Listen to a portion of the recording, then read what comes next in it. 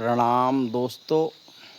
मैं आपका अपना अनिल उनियाल 4041 उनियाल चाई दमराड़ा से आज आपको अपनी श्री माँ राजराजेश्वरी सिद्धपीठ के दर्शन करा रहा हूँ। प्रातःकालीन है, संध्या का भी समय है। सब लोग अपने अपने घरों में पूजा कर पुण्य के भागी बने। और ये हमारी माता की जो बना हुआ है वो है इसका प्रांगण। प्रधान जी और माननीय विधायक जी का मैं हृदय से आभार करता हूँ।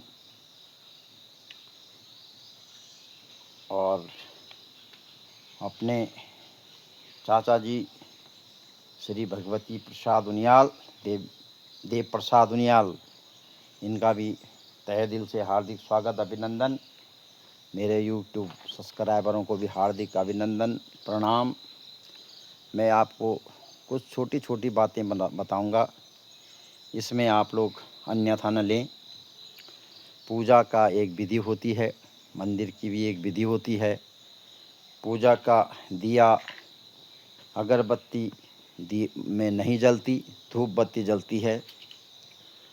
अब मैं आपको ये बता दूं कि जो हमारा ये शिव है स्वयंभू है ये, लेकिन अज्ञानता के कारण या कोई मजबूरी ऐसी होगी कि जो शिव का जो हमारा ये पिंड रूप के चारों तरफ जो उसका बना हुआ आता है, कोई गोल में बना देता है, आपने यमकेश्वर में देखा होगा, तो वो शिव का अंग माना जाता है। कृपया आपसे मेरा विनम्र निवेदन है कि आप लोग उसके ऊपर धूप बत्ती न जलाएं, क्योंकि एक तो गंदा हो जाता है, दूसरा किसी अंग में आपने जला दिया। यानी कि अगर हम अपने हाथ में धूप जला दें या हम अपने हाथ में दिया नहीं जला सकते, बाहर ही जलाना पड़ेगा, पकड़ करके उसे बाहर रखना पड़ेगा। मेरी बातों को अन्यथा न लें। हमने वहाँ पे एक धूपदान बना रखा है, आप वहाँ पे अपना धूप जलाइए। और दिए का हमारा एक स्थान बना रखा है। दिए का एक होता है कि पूरब की दिशा में धूप जले, पूरब या उत्तर दिशा में। ऐसी हमारी श्री माँ राजराजेश्वरी का भी है। भक्तगण अपनी सुविधा या अज्ञानता के कारण दिए को जब चाहें जहाँ चाहें रख देते हैं। बत्ती जो है वो जो जल रही है उसी को आगे बढ़ा दिया जा सकता है। अगर वो बत्ती हटानी है तो उसको बाहर फेंका जाए। और बत्ती का एक नियम होता है। अभी पूजा हुई थी हमारे कुल पुरोहितों के द्वारा ही उस दिए को वहाँ पे रखा गया था। हमारे जो राजराजेश्वरी के कुल पुरोहित हैं मिस्टर अरविंद उनियाल जी, बडोली के हैं हमारे पंडित जी, तो ये रखा गया है दिशा दशा और माता की स्तुति को। दूसरी बात, माता के यहाँ साफ सफाई का विशेष ध्यान दें। और जो मैंने बोला इसको अन्यथा न लें,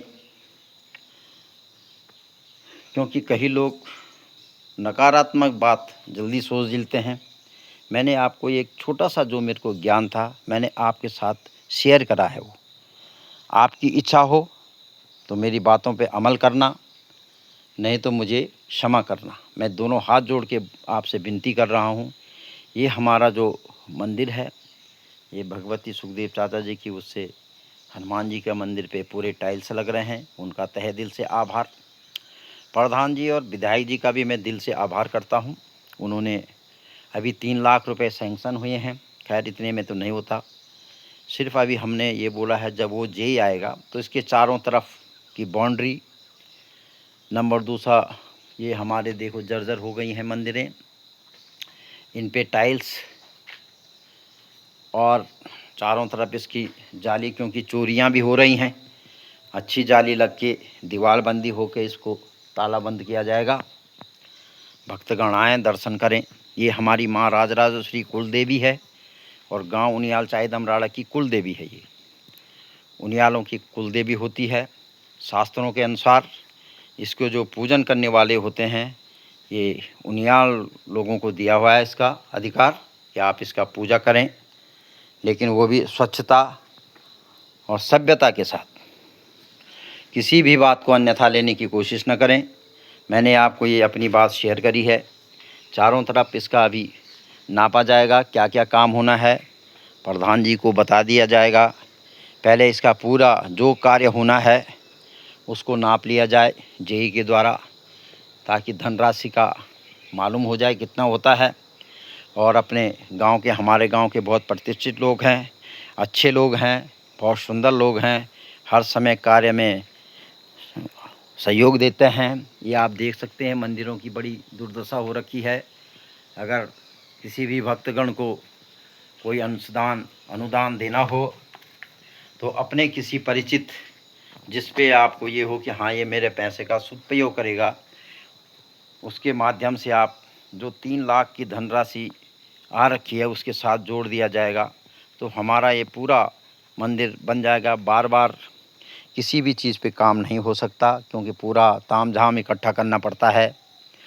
और ये हमारा मंदिर है जो बहुत ही शानदार मंदिर है और सिद्धपीठ है ये। आप लोग सब आइए, मंदिर के दर्शन करिए और पुण्य के भागी बनिए। और ये अभी जो दीवार बंदी है ये थोड़ी हो रखी है, इसको पूरा बढ़ाया जाएगा, आगे इस पे जालियां लगेंगी। ये हमारा विचार है।